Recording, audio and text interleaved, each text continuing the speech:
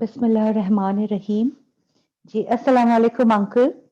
And آج سے ہمارا ایک یہ نیا سلسلہ ہم نے شروع کیا ہے جو ہمارے نقش بندیہ اویسیہ سلسلہ کے جو ہمارے بانی شیخ ہیں حضرت اللہ یار خان، ان کی لکھی ہوئی کتاب جو علماء کے لیے اس سمے میں 1960s میں جو انہوں نے لکھی تھی تصوف پہ، علماء کی جو بھی ان کے جو علماء کے کوشچنز تھے اس وقت، ان کے لیے یہ کتاب ہم آسان طریقے سے پیش کرنے والے ہیں، ترجمے کے ساتھ میں پورا.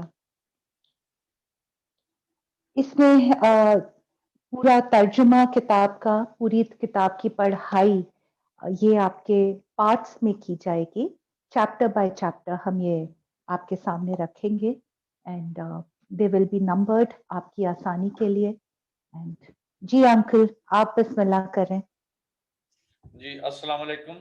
جی یہ حضرت مولانا اللہ یار خان رحمۃ اللہ علیہ کی ایک ایسی کتاب ہے اس دور میں جب کہ یہ سلوک، تصوف، یہ اس پر بہت ساری کنفیوژنس پیدا کر دی گئیں اور بہت ساری کنفیوژنس موجود تھی. تو اس کو ایک تو اللہ یار خان رحمۃ اللہ علیہ نے پریکٹیکل تصوف کو واضح کیا، دوسرا اسے قرآن، حدیث اور سلف صالحین کی کتب کے جید دلائل کے ساتھ علماء کے لیول پر اس کو بات کو بیان کیا اس کتاب میں. یہ اس لیے کہ اس دور میں آ کر تصوف بھی اس حال میں بن گئی تھی کہ تصوف کے نام پر بہت کچھ ایسا ہے جو تصوف ہے نہیں. آپ اس کو زیادہ سے زیادہ اس کی مذمت میں یہی کہہ سکتے ہیں کہ وہ تصوف ہے نہیں جس کو تصوف بنا کر آج دنیا میں پیش کیا جاتا ہے، یا جسے عام لوگ ایک لے مین تصوف سمجھتا ہے، وہ تصوف ہے نہیں. قرآن اور سنت کی روشنی میں حضرت نے علماء کو کنفیوژن کو بھی دور کیا اور عوام کی کنفیوژن کو دور کیا. لیکن مسئلہ اس میں یہ ہوا کہ یہ کتاب اتنی علماء کے لیول کی چونکہ کتاب ہے تو اس کی زبان بھی ذرا ثقیل ہے تو اردو، لیکن یہ شاید عام آدمی کے یا جو بندہ دین کو اس طرح سمجھتا نہیں ہے ڈیٹیل سے، جس نے قرآن و سنت کو اس طرح تفصیل سے نہیں کبھی پڑھا، اس کے لیے اس کا سمجھنا خاصا دشوار ہے. اس لیے وہ لوگ عموماً یہ کہہ دیتے ہیں کہ یہ بڑا مشکل کام ہے. تو اس کو آسان کر کے باقاعدہ آج کے الیکٹرانک میڈیا میں اس کو ڈالنا تاکہ یہ حضرت اللہ یار خان رحمۃ اللہ علیہ کی یہ کاوش تک قیامت تک نیٹ کے ذریعے یا جب تک یہ ٹیکنالوجی اللہ علم میں وجود میں رہتی ہے تو یہ عام لوگوں کے دلوں کو بھی سیراب کرے، عام لوگوں کو بھی اس سے فائدہ ہو. تو اس کو ہم شروع کر رہے ہیں اس کتاب کو اس کے ساتھ میں اردو کے ساتھ جی اردو کے ساتھ میں ہم انگلش بھی اس کا اردو کے بعد میں پورا انگلش کا بھی جو اس کا ترجمہ کیا گیا ہے جی وہ بھی ہم پڑھ کے سامنے رکھنے والے ہیں. تو یہ ہماری واسٹ آڈینس میں جو اردو بھی سمجھ جائیں اور انگلش بھی سمجھ جائیں، سب کے لیے آسانیاں ہو جائے، ہم اس کو اس طرح سے پریزنٹ کر رہے جی.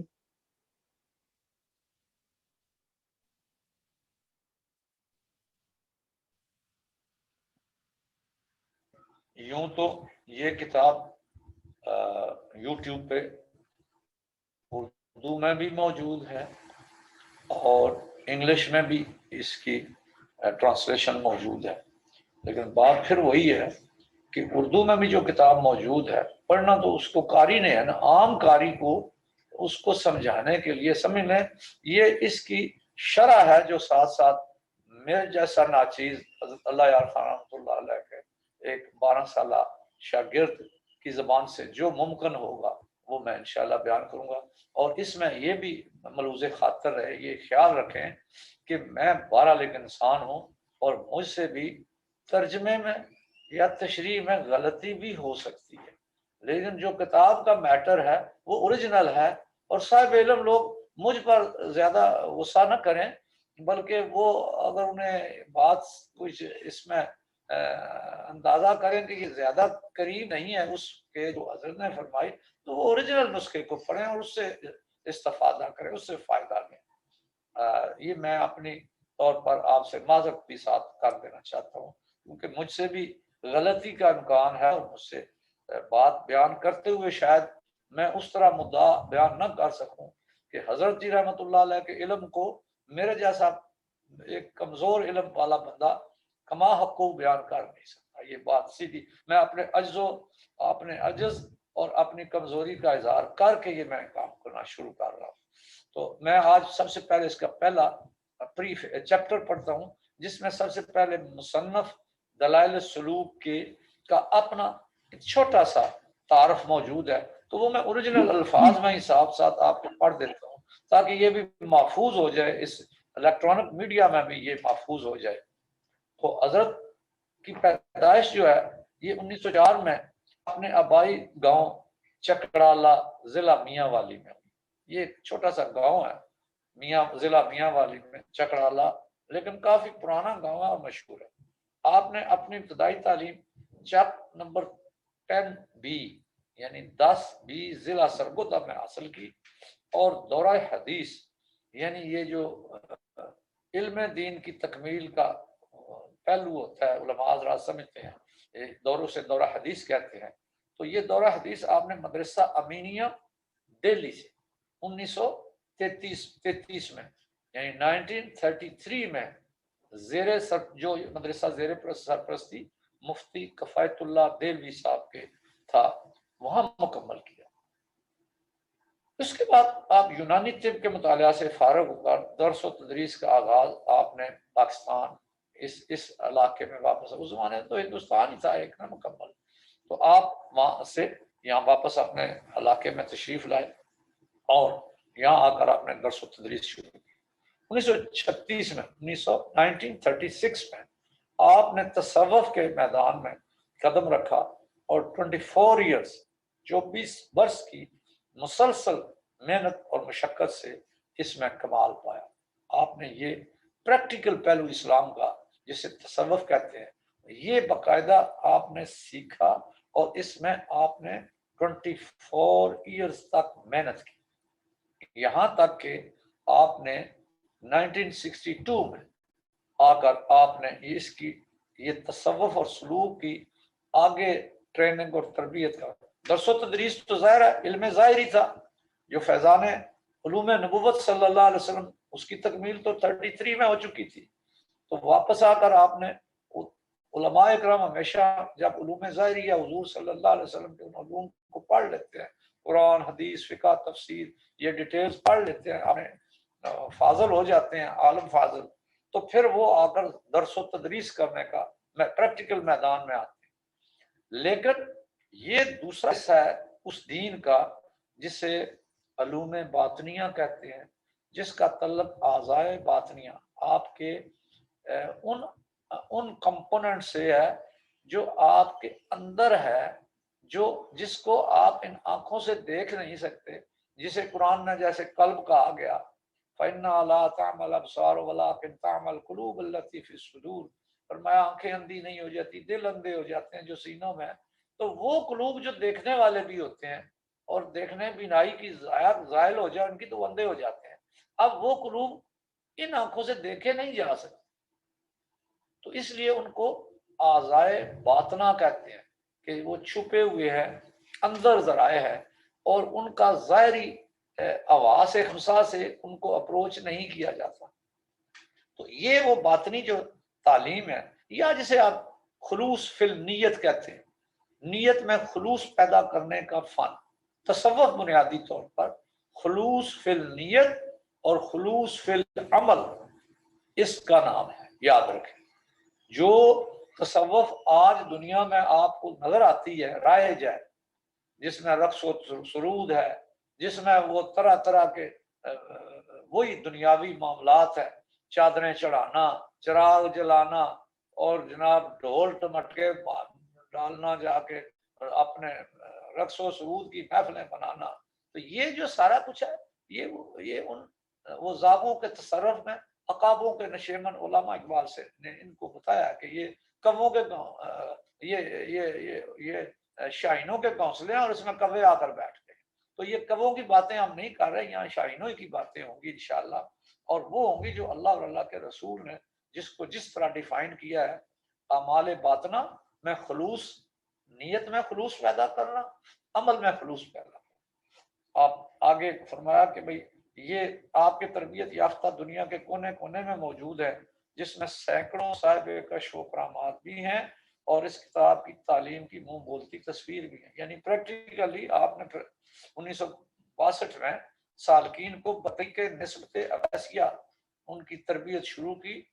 نسبت اویسیہ میں پہلے بیان کر چکا ہوں، یہ وہ طریقہ ہے، یہ وہ سٹائل ہے ایجوکیشن کا جو حضرت اویس کرنی نے حضور اکرم صلی اللہ علیہ وسلم سے وداؤٹ آپ کی خدمت میں حاضر ہوئے بغیر حضور صلی اللہ علیہ وسلم سے ڈائریکٹ برکات اور فیوضات حاصل کی.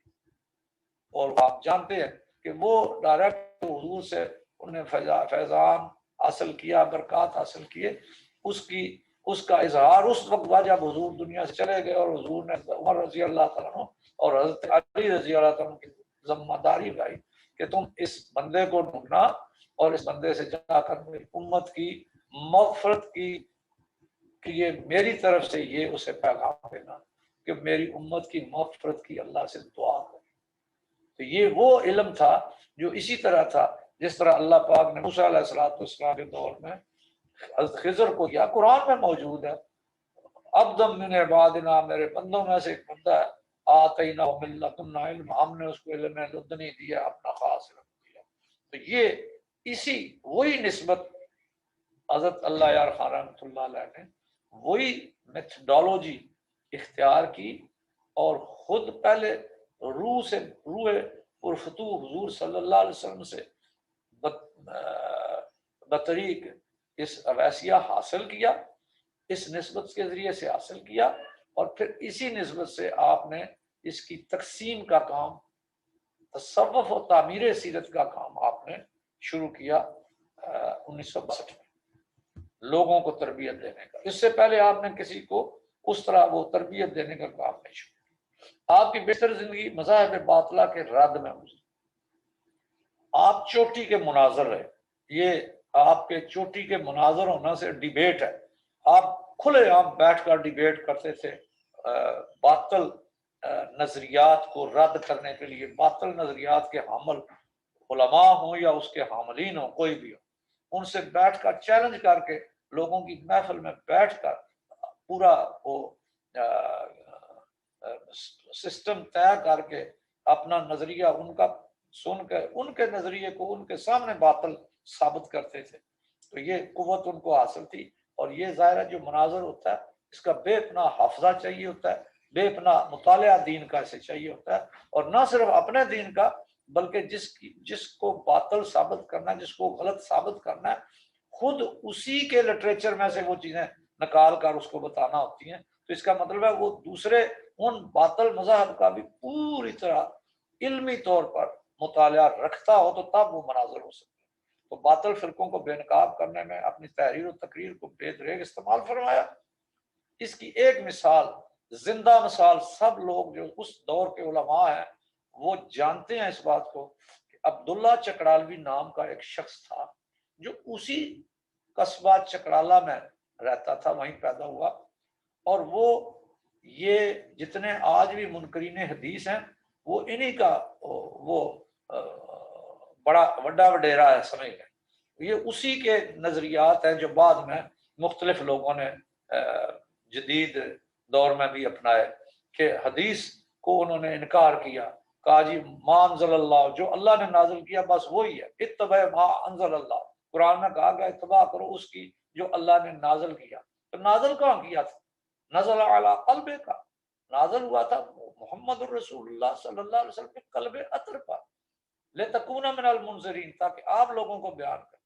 تو پھر اس کو درمیان سے جو کمیونیکیٹنگ سیٹ ہے اس کو آپ نکال دیں تو کمیونیکیشن کس طرح آپ ثابت کر سکتے ہیں کہ یہ کمیونیکیشن اللہ کی ہے؟ ما انزل اللہ کو کہاں سے کچھ ثابت کرے گا اگر وہ ما انزل اللہ کے درمیان سے حضور اقدس صلی اللہ علیہ وسلم کی زبان اقدس کو لتبین ما نزل علیکم جو بیان ہے حضور صلی اللہ علیہ وسلم کو اس کو اگر مشکوک کر دیں تو اللہ کی وحی کو کیسے آپ ثابت کر سکتے؟ تو یہ چیزیں آپ نے پھر عبداللہ چکرالی کو اس طرح اس کی بیخ بنی کی کہ اللہ پاک نے انہی کے حصے میں یہ آئی اور وہ مکمل ایلیمینیٹ ہو گیا اس کے نظریات۔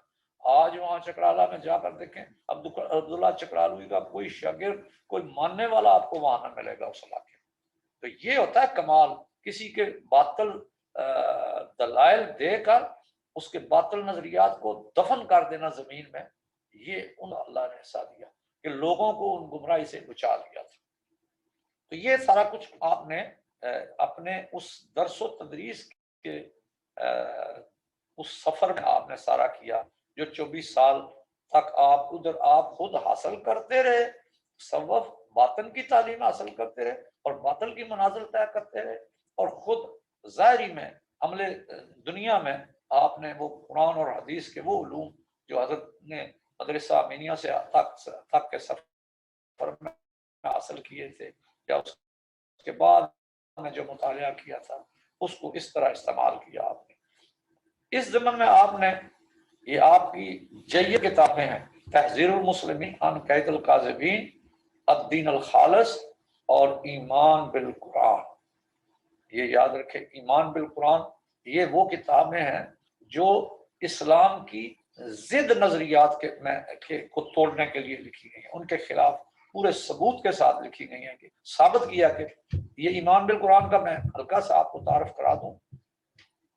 اللہ معاف کرے، کچھ باطل نظریات کے حامل کبھی تھے، شاید آج بھی ہوں، اللہ جانتا ہے، لیکن وہ شاید بظاہر سامنے نہیں آتے، اگر سامنے آ جائیں تو ان کے لیے یہ کتابیں موجود ہیں۔ ایمان بالقرآن، یہ قرآن جو 30 پارے ہے، اس کے ایک لفظ کا انکار کفر ہے، یاد رکھیں۔ اگر کوئی ایک لفظ کا انکار کر دے اس قرآن کا جو یہ 30 پارے موجود ہے ہمارے پاس، تو وہ کافر ہے۔ یہ بنیادی طور پر تمام مسلمانوں کے عقیدے میں یہ بات شامل ہے، لیکن وہ ایک گروہ تھا جو کہتا تھا کہ یہ 30 پارے نہیں ہیں، یہ جی اصل میں 40 پارے نازل ہوئے، وہ 40 پارے کا اصل قرآن جو ہے وہ فلانے کے پاس ہے اور وہ کہیں چھپا ہوا ہے اور شاید وہ امام مہدی کی شکل میں کبھی ظاہر ہوگا تو تب وہ اوریجنل قرآن ہوگا، یا اللہ عالم جو بھی جس طرح کسی کے کوئی نظریات ہیں۔ ہمیں باطل نظریات سے اس وقت غرض نہیں، ہمیں صرف تعارف کرنا غرض ہے کہ ان باطل نظریات کی کا توڑ دلائل کے ساتھ حضرت نے اس ایمان بالقرآن میں وہ جمع کر دیا کہ اس قرآن یہی قرآن ہے 30 پارے، اور اسی قرآن 30 پارے کے علاوہ اگر کوئی قرآن کو سمجھے گا تو وہ کافر ہو۔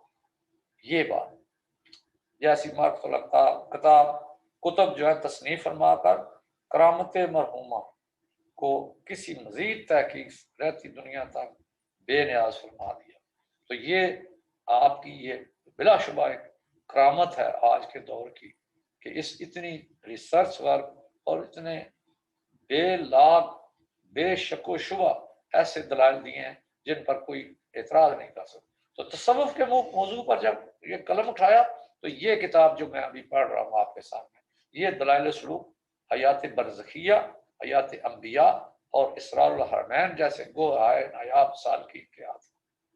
یہ جو کتب ہے حیات برزخیہ، برزخ کی زندگی یہ کیا ہے، اس پر بھی بے شمار کنفیوژن اور آج امت میں پائی جاتی ہیں، تو ان ساروں کا اس کے اندر جواب ہے قرآن و سنت کی روشنی میں سلف صالحین کے نظریات کی کتب کے حوالے سے۔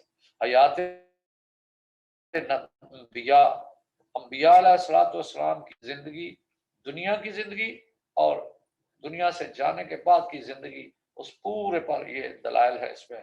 اور اسرار الرحمن جس میں آپ نے خود جب عمرہ فرمایا، بیت اللہ شریف لے گئے تشریف، آپ نے کچھ چیزیں خود حضور اکرم صلی اللہ علیہ وسلم سے روحانی طور پر آپ نے خود وہاں حاضر ہو کر روضہ اطہر پر آپ آپ نے وہ سوالات اور جوابات لیے اور بلا دھڑک بے دھڑک خود حضور کی اجازت سے ان کو ان سوال و جواب کو اس کتاب میں لکھ دیا تاکہ کوئی یہ جس کو سمجھنا ہے وہ سمجھ سکے. یہی مشاغل دم واپسین تک آپ کی مبارک زندگی کا جزو لانفق رہے. یعنی یہی کام ہے جو آپ نے اپنے دنیا سے آخری دم تک جب آپ دنیا سے واپس رہے تو آپ کی زندگی کا یہی لازمی حصہ رہے. یہی کام کیا آپ نے, یہی دین کی ترویج, دین کی سیکھنا, دین کو سکھانا. حتیٰ کہ 18 فروری 1984 کا مطابق 18 جمادی الاول 1404 ہجری تقریباً 80 سال کی عمر میں آپ نے اسلام آباد میں دارالفنا کو خیر آباد کیا. بیمار تھے, وہاں ہاسپٹل میں زیر علاج تھے, تو اسلام آباد میں آپ کی وفات ہوئی. 19 فروری 84 کو غروب آفتاب کے ساتھ ساتھ تصوف غروب کا یہ بحر کرام اپنے جملہ کمالات ساتھ نظروں سے اوجل اپنی آخری آرام کا موضع مرشد آباد داخلی چکرالہ میں موضع. یہ مرشد آباد دراصل چکرالہ ہی سے باہر حضرت کی اپنی جگہ تھی, کھلی جگہ تھی. تو حضرت کے متوسلین, حضرت کے شاگرد اتنے زیادہ اس وقت تک ہو چکے تھے کہ حضرت فرماتے تھے کہ ان کو تکلیف ہوتی ہے دیہات یا گاؤں کے اندر میرے گھر میں آنے کی, تو چلو میں ہی اپنا گھر وہاں اپنی لیونگ وہاں شفٹ کر لیتا ہوں تاکہ لوگ باہر ہی سے وہیں آئیں, باہر سے آرام سے.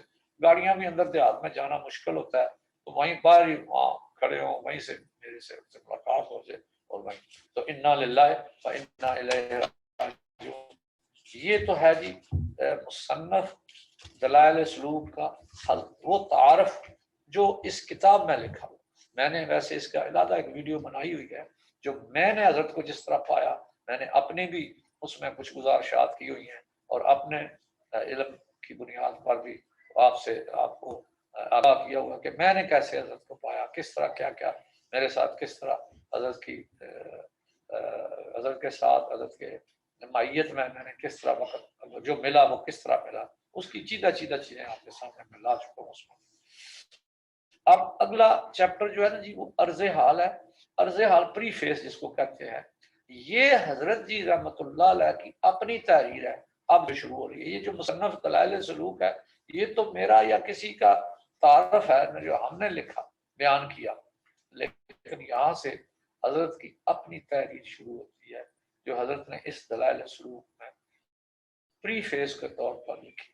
حضرت فرماتے ہیں, یہاں شروع کرتے ہیں, اعوذ باللہ من الشیطان الرجیم بسم اللہ الرحمن الرحیم نحمد و نصلی علی رسول الکریم وعلی اصحابہ وعلی من اتبعہم اجمعین.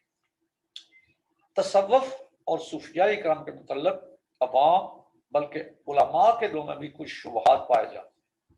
یعنی عوام کو تو اس میں کنفیوژن ہے ہی کہ کیا چیز تصوف ہے اور کیا نہیں ہے, لیکن یہ عوام کو کنفیوژن میں بھی ڈالتے تو علماء ہی ہیں نا جی. علماء ہی جو غلط رسم و رواجات ہیں یہ بھی علماء ہی کی کمر تھپ تھپانے سے پیدا ہوتے ہیں, اور درست اس کی جو ڈائریکشنز ہیں یہ بھی علماء امت ہی اس کے لیے بھی محنت کرتے ہیں نا جی, کوشش کرتے ہیں. تو یہ حضرت نے فرمایا چونکہ یہ آج عام معاشرے میں اس وقت تصوف اور صوفیاء کرام کے بارے میں دونوں طرح کے شبہات پائے جاتے ہیں, کنفیوژن ہے. ایک پڑھنے والے عام قاری کو, عام لے مین کو جو خود محقق نہیں ہے, اس کو جب وہ ادھر کی لٹریچر پڑھتا ہے تو وہ ادھر اس کو سمجھ نہیں آتی, ادھر کا لٹریچر پڑھتا ہے تو وہ اس کو سمجھ نہیں آتی, وہ سوچتا ہے کہ پتہ نہیں اصل بات کیا ہے. تو اس کے بعض اوقات وہ حضرات اس قسم کی غلط فہمیوں کا شکار ہو جاتے ہیں کہ طریقت اور ہے اور شریعت دو الگ چیز, یا اسلامی تصوف اجمی شریعت اور باطنیت کے مترادف.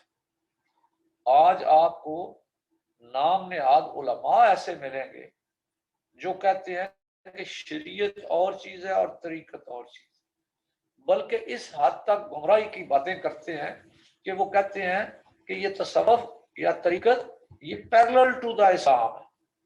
اللہ معاف کرے, انا للہ و انا الیہ راجعون, ان کے علم کی کہ وہ یہ نہیں سوچتے.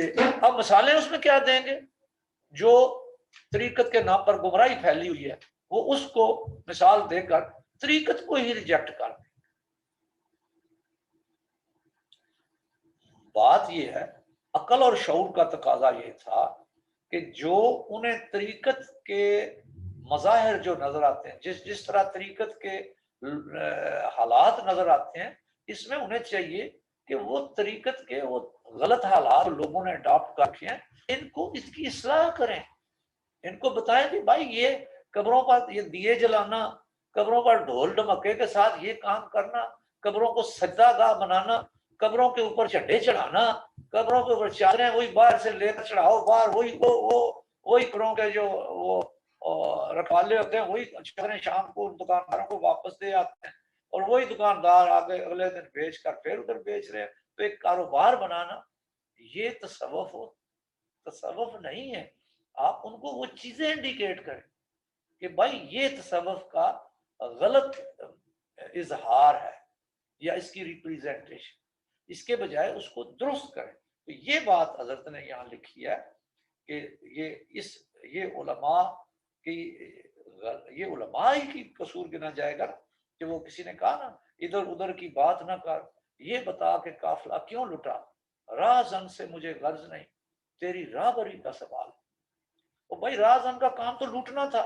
شیطان کا کام ہے لوگوں کو اللہ کے ذکر سے روک کے، اور لِيَصُدُّوكُمْ عَنْ ذِكْرِ اللَّهِ وَعَنِ الصَّلَاةِ، وہ اللہ کے ذکر سے بھی روکے اور نماز سے بھی روکے. یہ شیطان کا کام ہے. تو جو لوگ شیطان کے کام میں لگے ہوئے ہیں، جو اس کی مدد میں لگے ہوئے، وہ اپنا کام کریں گے.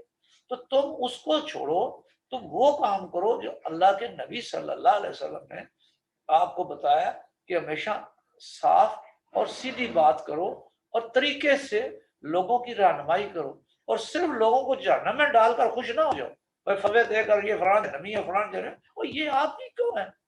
یہ محمد رسول اللہ صلی اللہ علیہ وسلم کی امت ہے.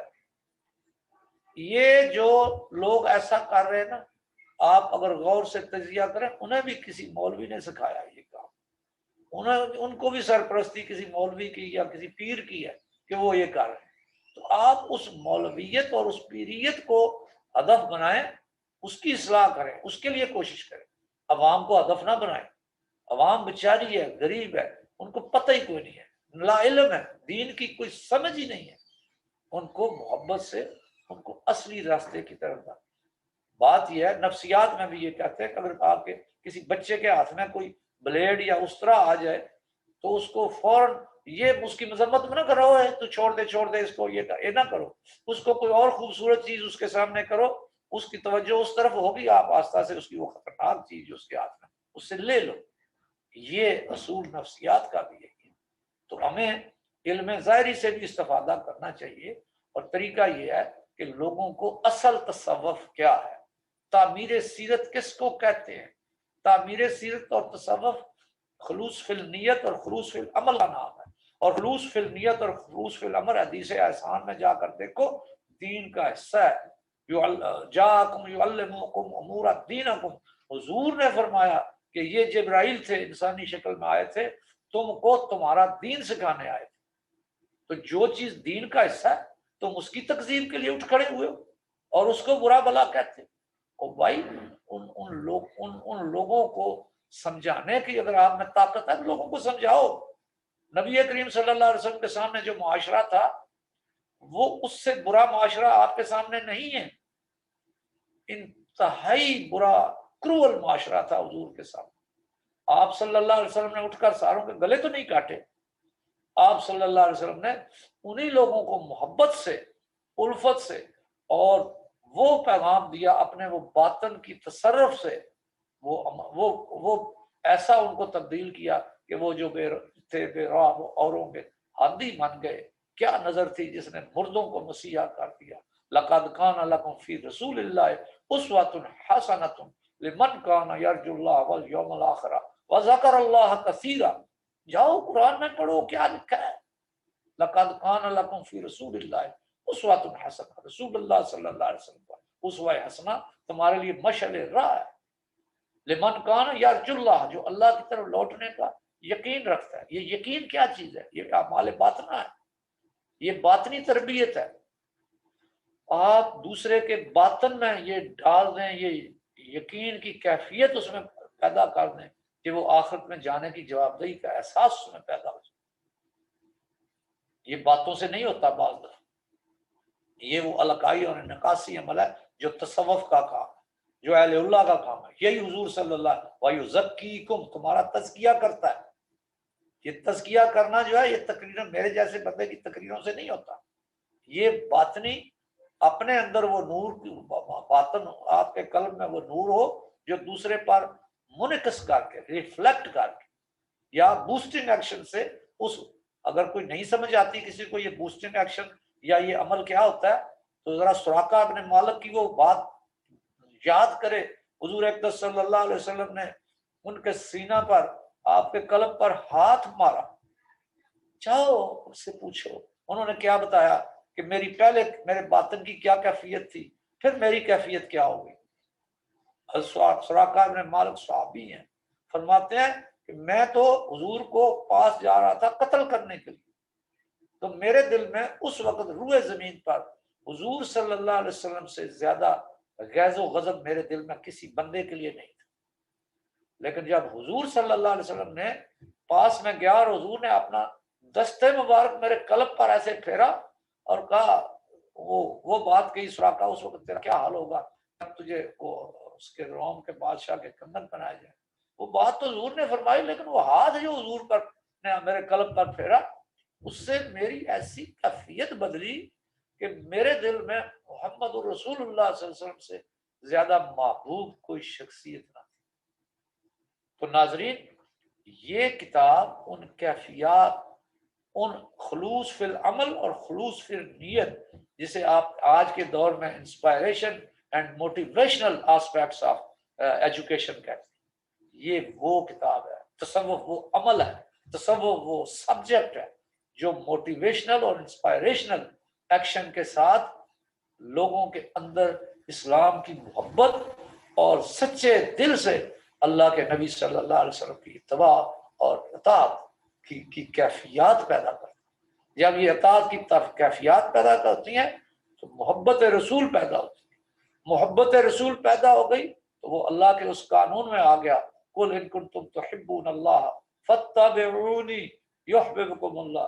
اے میرے نبی صلی اللہ علیہ وسلم، اللہ فرماتا ہے کہہ دو ان کو، ان کنتم تحبون اللہ، اگر تم اللہ کی محبت چاہتے ہو، فاتبعونی، میرے نبی کی اتباع کرو، یحببکم اللہ، اللہ تم سے محبت کرے گا۔ تو نبی کی اتباع فقط اتباع نہیں چاہیے، محبت کے ساتھ اتباع چاہیے۔ اللہ پاک نے قرآن میں یہ بات فرمائی ہے کہ میرے نبی صلی اللہ علیہ وسلم جس معاملے میں جو فیصلہ فرما دیں اس کے مطابق خوشی سے عمل نہیں، ثم لا تکون حرجا مما قضیت ویسلموا تسلیما، میرے نبی کی اتباع بھی کرے لیکن اس کے دل میں یہ حرج نہ محسوس ہو، یعنی ایسے نہیں جیسے فوج کا آرڈر ہے ماننا ہے، یار کیا کریں، آرڈر آیا ہے ماننا ہے، بس صبح کہا ہے 8 بجے فالن کرو تو فالن کرنا ہے، میدان میں جانا ہے، یار دل کرے نہ کرے جانا۔ یہ وہ اسلام نہیں ہے، یہاں وہ اسلام ہے جو قرآن نے فرمایا ثم لا تکون حرجا مما قضیت ویسلموا تسلیما، اپنے نبی صلی اللہ علیہ وسلم کی اتباع کرتے ہوئے خوشی سے کرے دل، وہ جو دل خوشی سے کرے وہ بھی اسلام کا حصہ ہے۔ یہ صوفیات وہ دل پیدا کرتے ہیں، وہ کیفیات پیدا کرتے ہیں، ان کیفیات سے جب عمل صالح ہوتا ہے تو عمل صالح میں جان پڑتی ہے۔ نماز ہے نا، وَإِنَّهَا لَكَبِيرَةٌ إِلَّا عَلَى الْخَاشِعِينَ، نماز بڑی بوجھ ہے، قرآن کا ہے، اللہ فرماتا ہے إِلَّا عَلَى الْخَاشِعِينَ، مگر وہ خاشعین کے ساتھ نہیں ہے۔ تو یاد رکھیں خاشعین جو ہے وہ بڑی ضروری ہے جی۔ خشوع جو ہے وہ کیفیت قلبی ہے، وہی ہے دل کی چاہت۔ تو دل کی چاہت اور دلوں کو مزین کرنا، حبب الینا الایمان وزینہ فی قلوبکم، یہ سارا میں قرآن پڑھ رہا ہوں آپ کے سامنے جی۔ اللہ فرماتا ہے یہ تم شکر کرو کہ تمہارے دل میں حبب الایمان، ایمان کی محبت ڈال، وزینہ فی قلوبکم، اور تمہارے دلوں کو مزین کر دیا، میں نے ڈیکوریٹ کر دیا ان برکات سے۔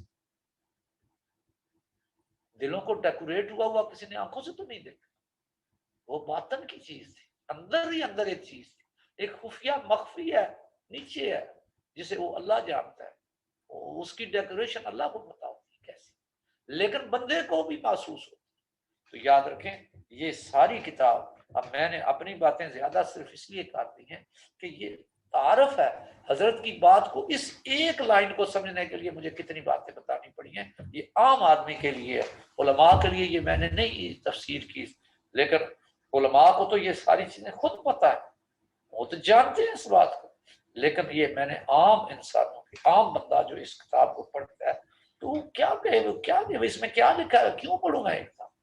تو جناب یہ وہ ریزن، تو یہ جو باطل عقائد علماء نے بھی لیول کے لوگوں نے جو اپنے آپ کو سو کارڈ علماء کہتے ہیں یہ پھیلا دیے کہ طریقت اور چیز ہے، شریعت اور چیز ہے، کچھ جاہل لوگوں نے، جاہل پیروں نے کہا وہ شریعت اور چیز ہے جی، جو مولوی کہتا ہے چھوڑو اس کو، جو ہم کہہ رہے ہیں یہ مانو، یہ بھی غلط، یہ بھی غلط عقیدہ ہے۔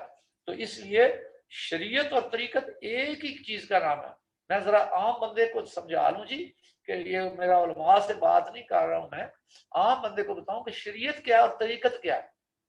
شریعت شرع سے نکلا ہے لفظی طور پر اس کا راستہ، تو جیسے میں آپ کو ایک شہر سے دوسرے شہر کے سڑک کا بتا دوں کہ یہ سڑک یہاں سے نکلے گی، وہاں سے جاتی ہوئی اس طرح اس طرح راستوں سے جائے گی، اب سڑک پر چلنے کے جو طریقہ ہے وہ بھی ساتھ بتا دیتا ہوں۔ بھائی سڑک پر لیفٹ سائڈ رائٹ سے آپ نے ڈرائیو کرنا ہے، رائٹ سائڈ، ہمارے یہاں چونکہ لیفٹ ہینڈ ڈرائیو ہے تو جن ملکوں میں رائٹ ہینڈ ہے وہاں رائٹ پر چلنا ہے، جہاں لیفٹ ہے وہاں لیفٹ پر چلنا ہے، اور اپنی سائڈ پر رہنا ہے، دوسری کی سائڈ پہ نہیں جانا، پیچھے سے بھی ٹریفک کو دیکھنا ہے، آگے سے دیکھنا ہے۔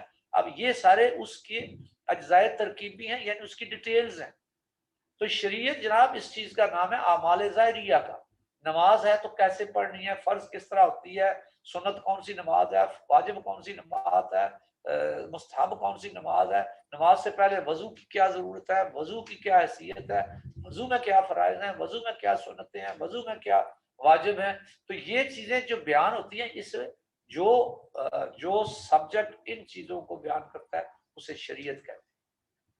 اور طریقت کہتے ہیں ان اعمال کو کرتے ہوئے خلوص، سنسیئرٹی، محبت قلب میں ہونا، اس کو کہتے ہیں خلوص فی النیت اور خلوص فی العمل، عمل کرتے ہوئے خوشی سے، محبت سے، چاہت سے، اللہ کی رضا کی طلب سے ان اعمال کو کرنا، وہ اعمال جو نبی کریم صلی اللہ علیہ وسلم نے جس طرح فرمایا بنیان اسلام علی خمسہ، 5 چیزوں کی بنیاد پر اسلام ہے، تو وہ 5 چیزوں کی ڈیٹیل جو ہے وہ شریعت نے دینی ہے، اور اس سارے شریعت اس طریقوں پر عمل خلوص فی النیت اور خلوص فی العمل کی کیفیات کے لیے جو سبجیکٹ بات کرتا ہے اسے طریقت ہے۔ تو یہ شریعت اور طریقت ایک مل کر بننے والا اسلام دونوں چیزوں کا نام ہے، ایک چیز کا نام نہیں ہے۔ اگر ایک ہوتی تو فَإِنَّ عَلَىٰ كَبِيرَةٌ إِلَّا عَلَى الْخَاشِعِينَ کیوں کہتا ہے اللہ قرآن؟ وہ نماز جو پڑھ لی تھی اس نے، وہ اوکھا تھا سوکھا تھا، اس نے پسند سے پڑھی ناپسند سے پڑھی، اوکھے سوکھے اس نے آرڈر کمپلیٹ کر لیا۔ اللہ فرماتا ہے مجھے نہیں پسند ہوتا، إِلَّا عَلَى الْخَاشِعِينَ، مجھے نماز ان کی پسند ہے جن کے ساتھ وہ خلوص فی النیت بھی ہے۔ تو یہ علماء حضرات اس بات کو جانیں، آج غور کریں خود ان کے اپنے اندر کتنا خلوص فی العمل ہے، خلوص فی النیت ہے، پیروں کے اندر کیا خلوص فی العمل ہے، کیا خلوص فی النیت ہے، ان کی دنیا پر ان کی کتنی نگاہ ہے، اور دنیا داری اور پیسہ جمع لوگوں کی جیبوں سے نکالنے پر کتنا دھیان ہے آپ کا، اور کتنا دھیان اللہ اور اللہ کے رسول کے دین کو کی ترویج ہے۔ یہ آپ لوگ خود اپنا محاسبہ کریں، لیکن حضرت نے یہ کتاب اس کام کے لیے لکھی۔ آپ کیا فرماتے ہیں؟ حضرت فرماتے ہیں کہ بھائی چونکہ یہ نظریے پیدا ہو چکے ہیں تو اس لیے مجھے یہ تصوف کی اس کتاب کو لکھنے کا یہ سبب ہے، یا یہ کہ تصوف تکلیفات شریعہ سے آزادی کا نام ہے۔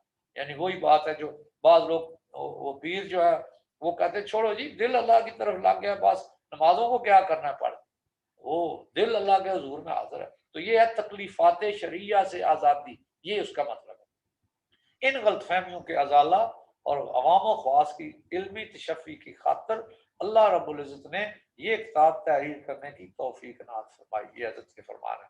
آگے فرماتے ہیں کہ اگرچہ میری زندگی کا اکثر حصہ متکلمین کے نہج پر اسلام کی حقانیت کے اثبات اور فرقے باطلہ کی تردید میں گزرا ہے، یعنی میں نے جو ظاہری علم دین ہے، قرآن، حدیث، فقہ، تفسیر، اس کی روشنی میں نے جو باطل نظریات تھے ان کو ایلیمینیٹ کیا اور اس کے دلائل کی بیس پر یہ میں نے محنت کی اور اصل اللہ کے دین کی اظہار کیا.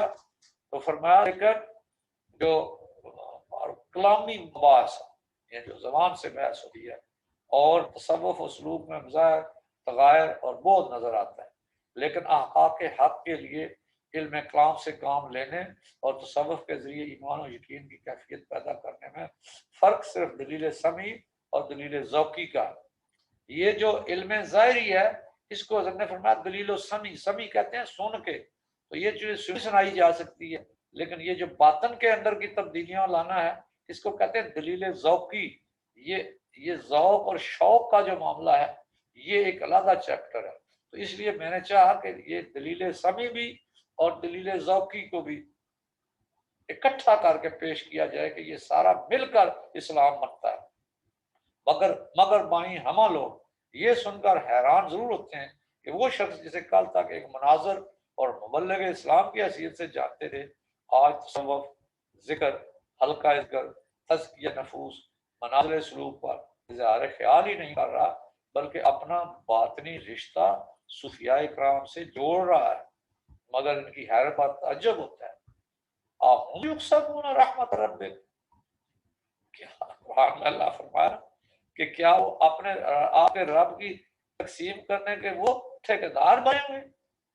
کیا وہ اس کے ذمہ دار ہیں کہ اللہ کی رحمت ہے کہ کسی کو اللہ نے دونوں سائڈ کا برکات دی ہے، علوم نبوت میں سے بھی کمال دیا ہے اور صحبت رسول اللہ صلی اللہ علیہ وسلم کی وہ برکات فیض برکات نبوت صلی اللہ علیہ وسلم سے بھی وہ دیا ہے. فرمایا ذالک فضل اللہ یؤتی من یشاء، یہ تو اللہ کا فضل ہے کہ جسے وہ دیتا ہے. جتنے مرضی علوم اللہ پاک کسی کو دے دے، سارا علم تو اللہ کی ذات سے ہے. تو تبلیغ اور ارشاد دین کے ساتھ ساتھ تزکیہ نفوس کا کام انبیاء علیہ السلام سے لیا جاتا ہے. یہ جو تزکیہ کا کام ہے یہ نبیوں کا کام ہے. ظاہر تبلیغ بھی نبیوں کا کام ہے، ظاہری تبلیغ بھی انبیاء ہی کرتے تھے. نبی کریم صلی اللہ علیہ وسلم یتلو علیکم آیاتہ بھی ویزکیکم، تمہارا تزکیہ بھی وہی کرتے ہیں. ویعلمہم الکتاب والحکمہ، علم کتاب اور علم حکمت بھی آپ صلی اللہ علیہ وسلم کے فرائض نبوت میں تھا. تو آگے وہ فرماتے ہیں نبی آخر زمان کی اس آخری امت میں اس کی ذمہ داری علماء ربانین پر عادت ہوتی ہے. حقیقت یہ ہے کہ سارے شعبے دین کے یہ علماء ربانین کا یہ حق بنتا ہے کہ وہ یہ چلائے. کیوں؟ نبی صلی اللہ علیہ وسلم نے فرمایا العلماء ورثۃ الانبیاء، کہ علماء جو ہے نبیوں کے وارث ہوتے ہیں اور ہر مادی اور الہادی دور کی تاریکیوں میں روشن چراغ کی مانند ہوتی ہے. تو موجودہ دور پرفتن میں اس ذمہ داری کی اہمیت اور بڑھ جاتی ہے. تو حضرت یہ علماء کو متوجہ فرما رہے ہیں کہ یہ تو آپ لوگوں کا کام تھا رہنمائی کرنا، آپ کنفیوژن کریٹ کرنے میں لگ جائیں تو یہ بات غلط ہے. آپ کو خود بھی اپنی ظاہری علم کو، اپنی باطنی علم کو آپ نے دوسروں تک پہنچانا تھا، یہ آپ کا کام تھا، کیونکہ حضور کا علم ان دونوں چیزوں پر مشتمل ہے. تو اس دور میں فرمایا اس دور میں اسلام کی زمخالی اور مسلمانوں کی دینی پستی اس حد تک پہنچ چکی ہے کہ اللہ تعالی اور نبی کریم صلی اللہ علیہ وسلم سے ان کا ایمانی اور روحانی تعلق برائے نام ہی رہ گیا. آج اس میں کیا شک کی بات ہے؟ آج جو نمازی ہے، جو بے نمازی ہے، کردار میں دونوں ہی ایک جیسے. جو حاجی ہے، جو غیر حاجی ہے، ان کا عمل جا کر دیکھیں، عملی زندگی میں دونوں ایک جیسے. تو یہ ہے وہ مشکل، یہ ہے وہ مصیبت جو آج اس امت کا مجموعی حصہ اس باطنی بے عملی، خلوص فی النیت، خلوص فی الامر سے بیزار امت کا بنا ہوا ہے. یہ میں نے عرض کیا، حضرت نے لکھا کہ ان کی اعتقادی خرابیوں اور عملی بے اعتدالیوں اور بدعنوانیوں کا یہ عالم ہے کہ اگر کوئی اللہ کا بندہ انہیں کثر مذلت سے نکال کر اس خواب غفلت سے جگا کر شریعت مطالعہ کے اتباع، تزکیہ نفس، اصلاح باطن کی طرف توجہ دلاتا ہے، تو اس کی آواز پر لبیک کہنے کے بجائے الٹا اپنے آپ کو اوہام اور تشکیک یعنی وہم اور شکوک کی وادی میں اپنے کو دھکیل دیتے ہیں۔ ظلمات بعضها فوق ظلمات، قرآن میں اسی کو اللہ نے فرمایا تاریکیوں پر تاریکیاں چھائی ہوئی ہیں، تو اس کی صورت پیدا ہو جاتی ہے اس سے۔ یعنی اگر پہلے ہی اگر عام آدمی اس کے ابہام کا شکار ہے، اس وہم کا اور شک شکوک کا شکار ہے، تو علماء بھی جب شک و شکوک اس پر اس بات پہ کرنا شروع کر دیں گے تو پھر عوام کی تو حال اور اس سے بری ہو جائے گی۔ یہ ہے ظلمات فوق بعض فوق بعض، کہ پہلے یہ اندھیرا ہے پھر اس پر مزید ظلمت آ جائے۔ آگے فرماتے ہیں اللہ تعالیٰ نے حق کی حفاظت اپنے ذمہ لے رکھی ہے، اس کی رحمت یہ کم گوارا کر سکتی ہے کہ وہ اپنے بندوں کو گمراہی کی وادیوں میں بھٹکتا چھوڑ دے۔ چنانچہ ہر دور میں وہ اپنے خاص بندوں کے ذریعے حق کی حمایت اور اصلاح خلق کی خدمت لیتا رہا۔ صوفیاء کرام نے جس خلوص اور للیت سے یہ خدمت انجام دی، اس کی مثال میں بننا ممکن نہیں۔ صوفیاء کرام کے ہاں تعلیم و ارشاد، تزکیہ و اصلاح باطن کا طریقہ القائی اور انعکاسی۔ اب یہ بات شاید مشکل ہے سمجھانا عام آدمی کو، عام آدمی کو کیا علماء کو بھی سمجھانا مشکل ہے۔ فرمایا کہ صوفیاء کرام کے ہاں تعلیم و تربیت اور تزکیہ اصلاح باطن کا طریقہ القائی اور انعکاسی ہے، اور یہ تصوف کا عملی پہلو ہے جس کا انحصار صحبت شیخ پر ہے۔ یہ اصل میں تزکیہ اس فن کا نام کہ کسی شخص کے قلب پر وہ ریفلیکٹ کی جائیں وہ انوارات و تجلیات باری تعالیٰ جس کا وہ خود امین ہو۔ جو شیخ جسے کہتے ہیں یا جسے استاد کہتے ہیں یا جسے پیر کہتے ہیں، بنیادی طور پر اس کے قلب و باطن میں وہ ایسا منور ہو اللہ کا نور سے، اللہ کے نبی صلی اللہ علیہ وسلم کی فیوزات و برکات سے اس طرح منور ہو کہ اپنے دل سے وہ انعکاس کہتے ہیں ریفلیکشن اس طرح اگر آئینے کو آپ سورج کے سامنے رکھیں تو جو سورج کی شعائیں آئینے سے ٹکرا کر ریفلیکٹ کر کے دوسرے طرف جاتی ہیں، دوسری جگہ پر جہاں وہ روشن اور اس جگہ کو روشن کرتی ہیں، یہ ہے انعکاسی عمل، ریفلیکشن کا۔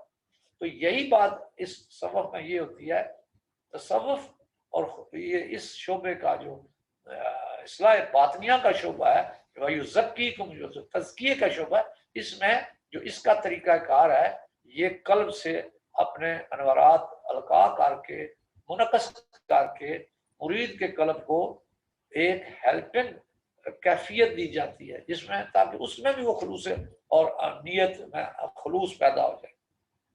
اب یہ بات جو ہے یہ بقول امام ربانی مجدد الافسانی تصوف کا تعلق احوال سے ہے، زبان سے بیان کرنے کی چیز نہیں، مگر جہاں تک تصوف کے علمی پہلو کا تعلق ہے تو صحیح اسلامی تصوف کے خد و خال کا تعین اور اس کی حقیقت سے علمی حلقوں کو روشناس کرانا نہایت ضروری ہے۔ یعنی جو اسلامی تصوف کا علمی حصہ ہے وہ یہ ہے کہ انسان کے اندر جو اخلاق ذمیمہ ہے، حسد ہے، بغض ہے، کینہ ہے، حیا ہے، تکبر ہے، یہ جو بیماریاں ہیں قلب و باطن کی یا آنکھ کی بیماریاں ہیں، یا وہ ان کو نکال کر ان کی جگہ اخلاق حمیدہ، ایمان، یقین، محبت الہی، محبت رسول یہ پیدا کر دینا، یعنی وہ قلب کے اندر کی وہ پالیوشن کو دور کر کے اس کے اندر ایمان و یقین کی کیفیات پیدا کرنا، انعکاس سے، ریفلیکشن باطنی سے بھی، اور وہ ریفلیکشن باطنی میں نے بتایا کہ حضرت سراقہ ابن مالک کا وہ عمل یاد کر جسے نہیں یاد وہ یاد کر لے کہ حضور کے صرف دستے مبارک کا اسے سینے پر پھیرنے سے اس کی کیفیات بدل گئی۔ یہ اگر کسی کو حضور صلی اللہ علیہ وسلم سے وہ برکات نصیب ہوں آج کے دور میں بھی وہ باطنی، تو انشاءاللہ کوئی نہ کوئی شکل اس کی بھی بن جاتی، اور یہ اگر برکات کسی حضور کے متبع کے پاس ہو تو تعجب کرنے کی کوئی ضرورت نہیں، یہ ہونا چاہیے۔ یہ نبوت کے پہلو ہیں، اور نبوت کا پہلو ایمان ہی تو ہے، اور کیا؟ حضور صلی اللہ علیہ وسلم نے لوگوں کو ایمان دیا. ایمان کی دولت سب سے بڑی دولت جس کا قرآن نے فرمایا حبب الیکم الایمان وزینہ فی قلوبکم.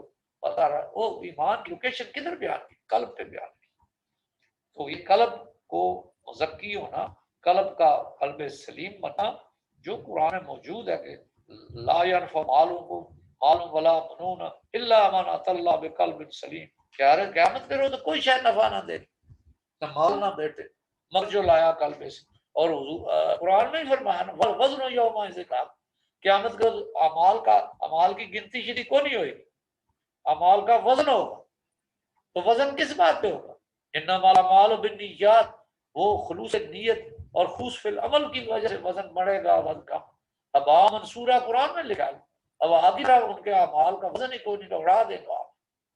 وہ کیوں؟ اعمال تو ٹھیک ہوں گے، شریعت کے مطابق ہوں گے، سارے ہوں گے، مولوی صاحب جیسا سکھایا تھا ویسے ہوں گے، لیکن ان کے اندر وہ کیفیت نہیں ہوگی، وہ جان نہیں ہوگی، وہ اللہ کا ایمان اور یقین کی کیفیت پیچھے چاہیے.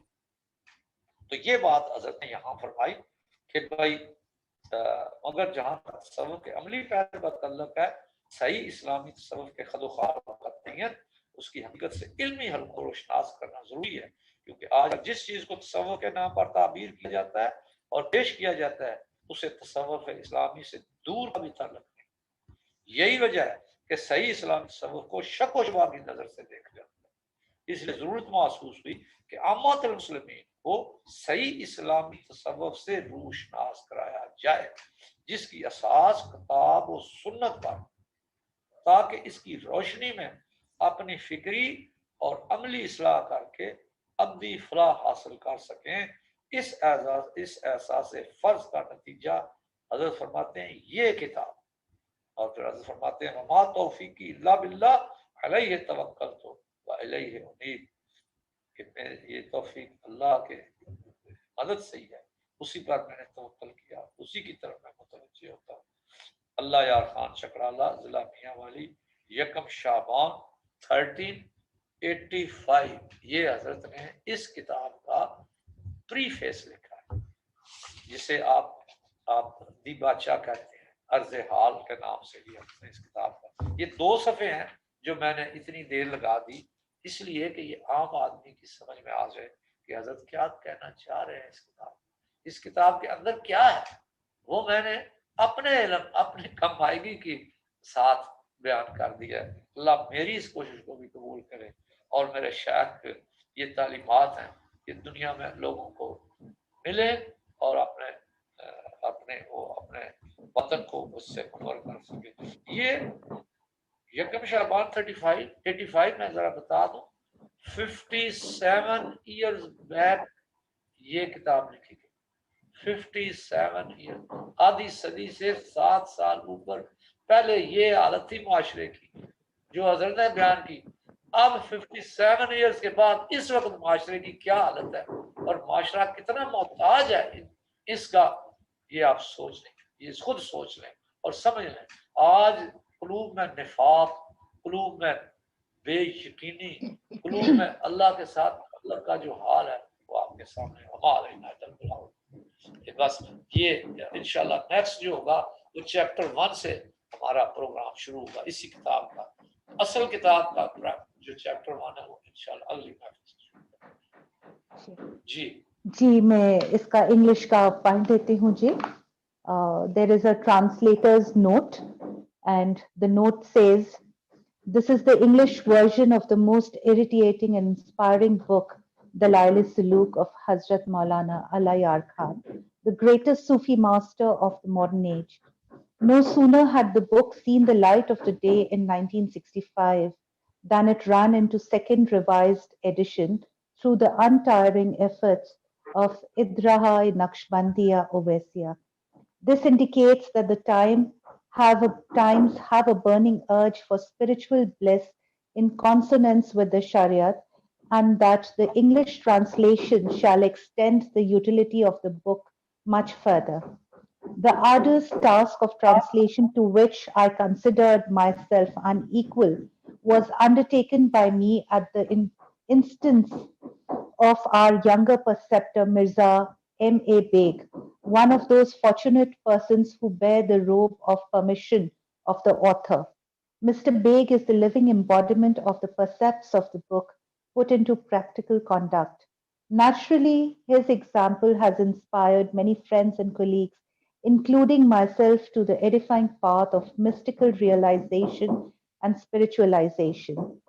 By far, the greatest single difficulty faced in this undertaking was the search for precise words and expressions which could convey the true meaning of the nuances of the original text. Hence my reliance on the closest approximation, and where this also did not achieve the desired clarity, actual words or expressions have been inserted in Roman Urdu.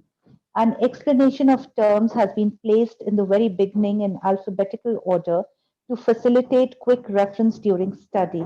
Nevertheless, responsibility for any incorrect rendering of of real meaning will be entirely mine. The footnotes by the compiler of the Urdu version, Professor Abdul Razak MA, have been indicated as such. I do sincerely hope that this endeavor will achieve the desired object, that is, part knowledge as distinct from information to the English speaking Muslims the world over, including many at home who find themselves at greater ease with the language.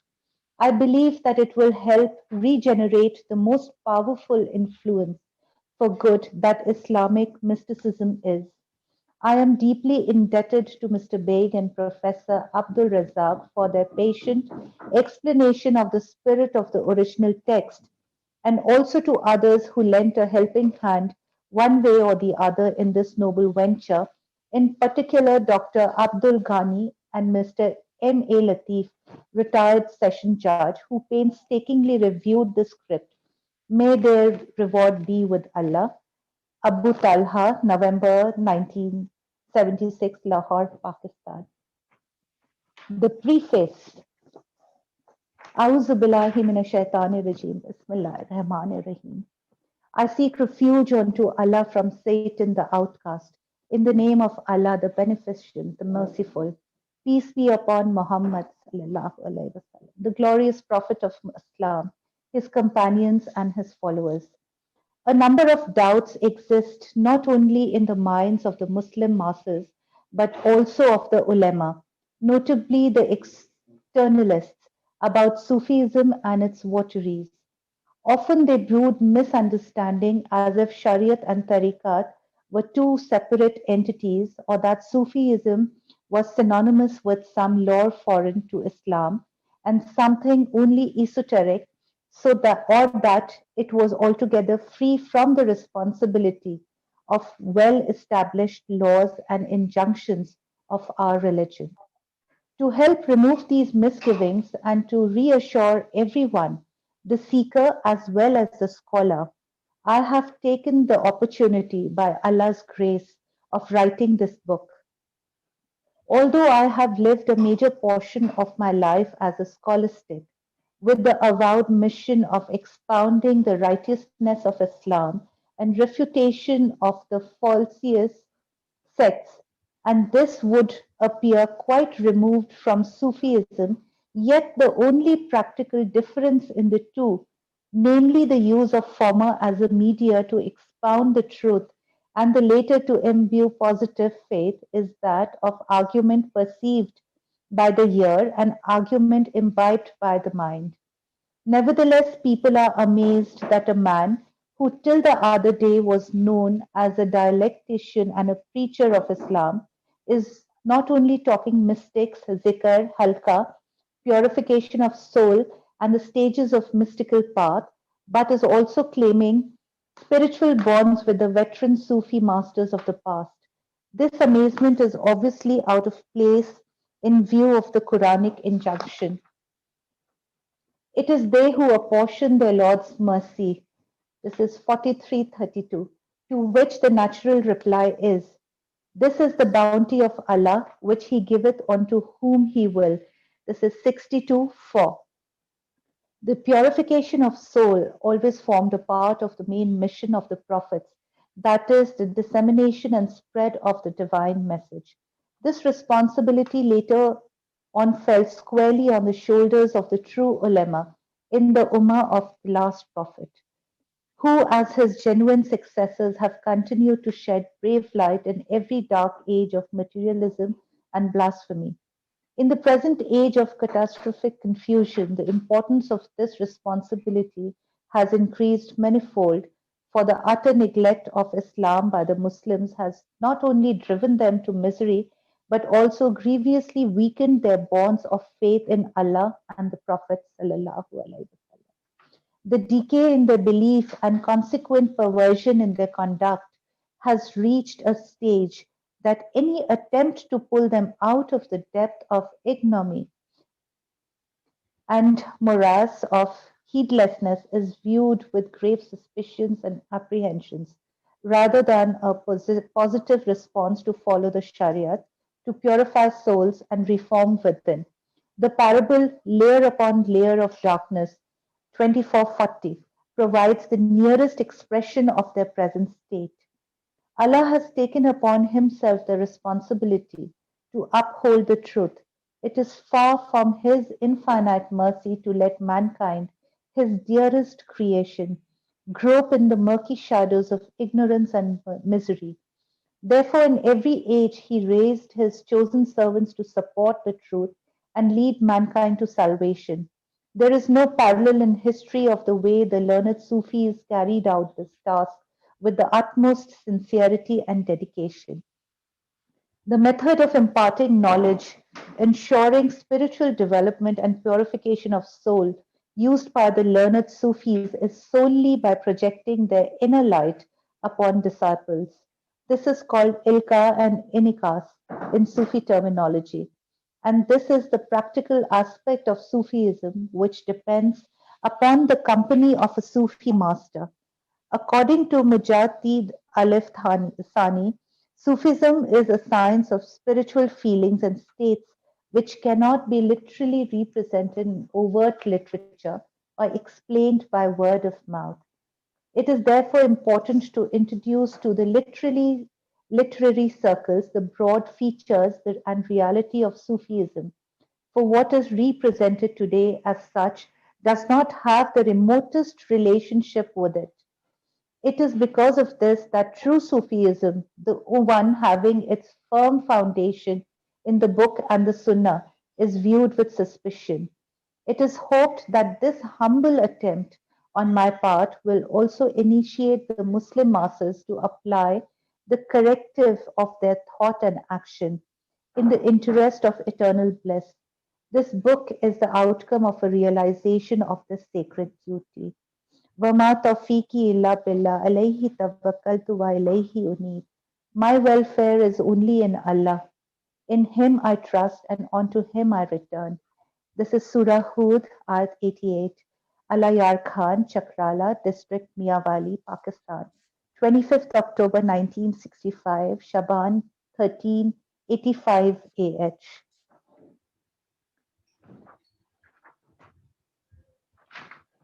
Ji uncle जी जैसा हजरत जी का हुक्म था जी हम 15 minute ये energies integrate करने के लिए हम 15 मिनट का जी जिक्र करके आज का ये पार्ट दलाइल सुलूक का जी फिर यहाँ पे हम फिनिश करें जी ठीक है चलें जिक्र शुरू करें जी बिल्कुल जी सुब्हानल्लाह वल्हम्दुलिल्लाह वला इलाहा इल्लल्लाह वल्लाहु अकबर ला हौला वला कुव्वता इल्ला बिल्लाह अस्तगफिरुल्लाह रब्बी मिन कुल्लि ज़ंबिन व अतूबु इलैहि अशहदु अन ला इलाहा इल्लल्लाह वहदहु ला शरीका लहु व अशहदु अन्ना मुहम्मदन अब्दुहु व रसूलुहु अऊज़ु बिल्लाहि मिनश शैतानिर रजीम बिस्मिल्लाहिर रहमानिर रहीम Allah, Allah, Allah. Qalb, the first point.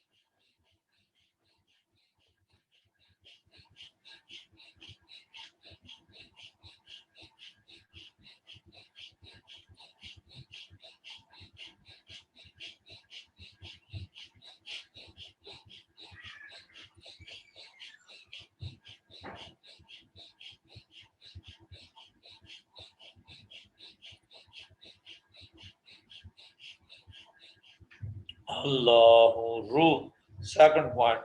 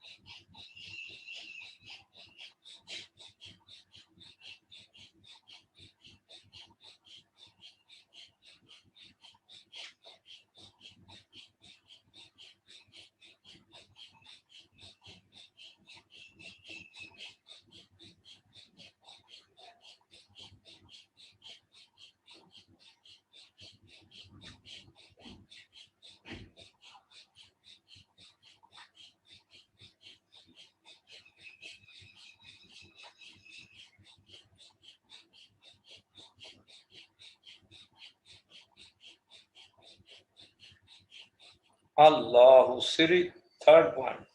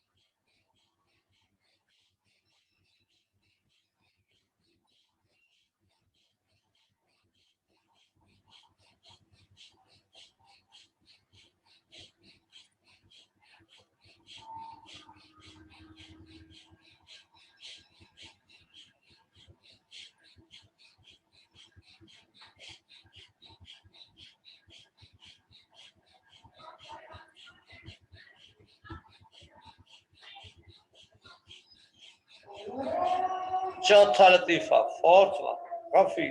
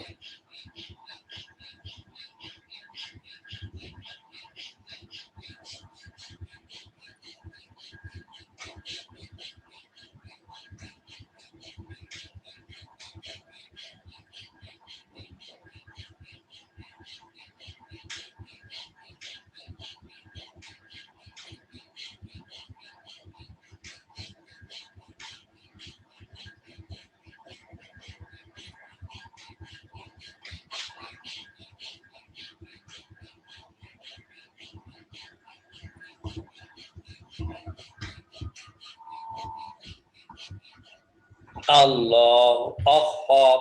Fifth point.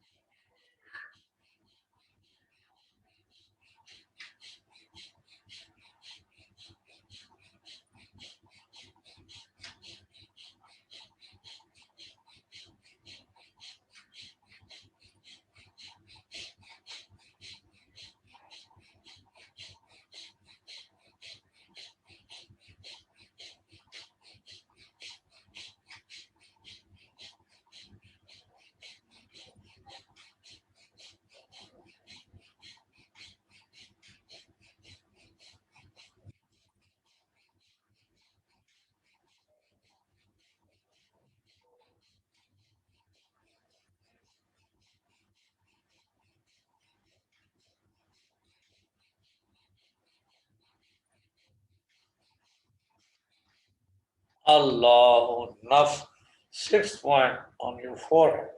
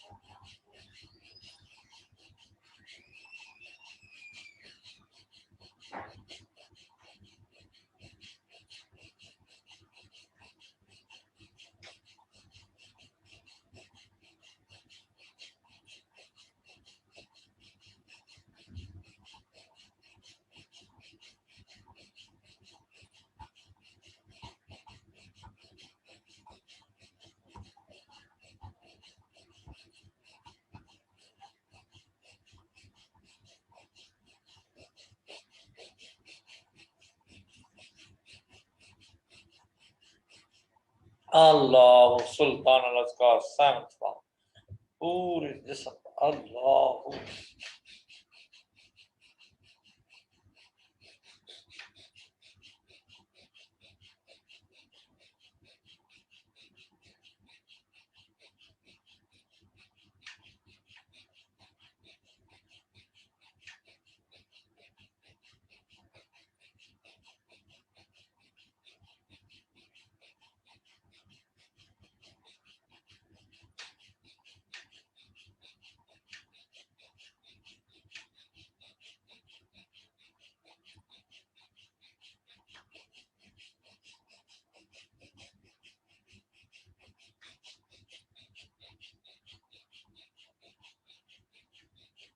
قلب فرسٹ ون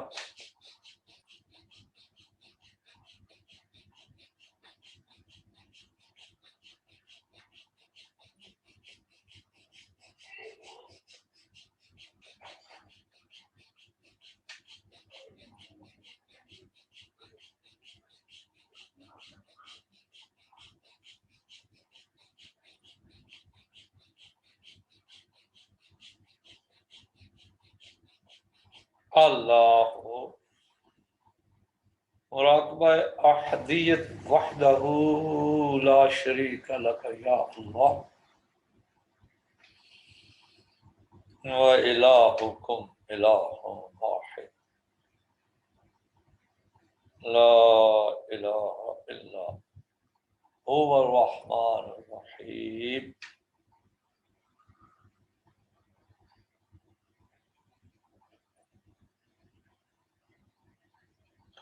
اللہ اللہ اللہ وإلہکم الہ واحد معبود واحد کی طرف دھیان لا الہ الا هو الرحمن اللہ چلے آگے معیت اللہ حاضری اللہ حاضری اللہ معی وَهُوَ مَعَكُمْ أَيْنَمَا كُنْتُمْ قلب و باطن میں یہ کیفیت پیدا ہو جائے کہ اللہ کے ساتھ ہونے کا احساس یقین نصیب ہو جائے اللہ نے جب خود فرمایا میں تمہارے ساتھ ہوں دل بھی یقین کر لے اس کے ساتھ کا جب اس کے ساتھ کے ہونے کا اعتبار اعتماد آ گیا وہ کیفیت پا لیں تو پھر اللہ کے قرب کو آپ محسوس کر سکتے اللہ چلے آپ اقربیت ونحن اقرب الیہ من حبل الورید ونحن اقرب الیہ من حبل الورید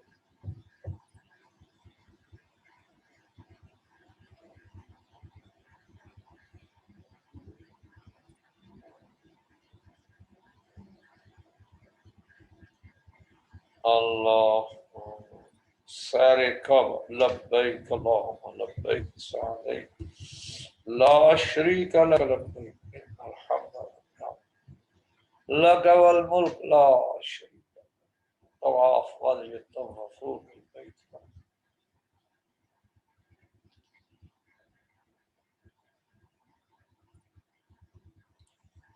اللہ راضا یسر اللہم صلی علی سیدنا محمد النبی الأمی سلام علی خیر الانام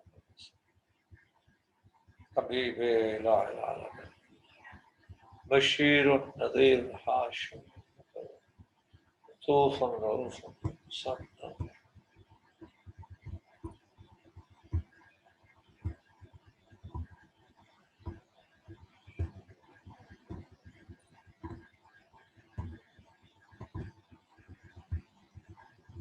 اللہ اللہ اللہم صلی علی سیدنا محمد النبی الأمی وعلی